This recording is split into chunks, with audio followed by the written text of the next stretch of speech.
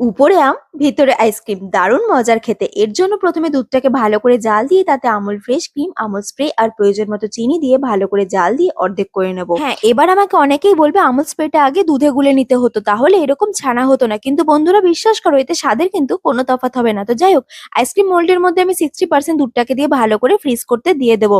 এবার আমি আমের একটা পাল্প বানিয়ে নেবো। তার জন্য বাজার থেকে কিনে নিয়েছি দুটো গোলাপ খাস আম। কি করব বলো বন্ধুরা, আমার বাজারে এখন এই আম ছাড়া আর কোনো আমই ওঠেনি। আর তোমরাও বলো তোমাদের বাজারে কি কি পাকা আম উঠেছে। তো এই সিজনে প্রথম পাকা আম আমি বাড়িতে নিয়ে এসে সেটা দিয়ে আজকে আইসক্রিম বানাচ্ছি। তো আমটাকে নিয়ে তার মধ্যে প্রয়োজন মতো চিনি আর সামান্য পরিমাণে জল দিয়ে ভালো করে ব্লেন্ড করে নেব। এবার এই আইসক্রিম মোল্ডের মধ্যে 30 to 40% এই আমের পিউরিটা দিয়ে নেব।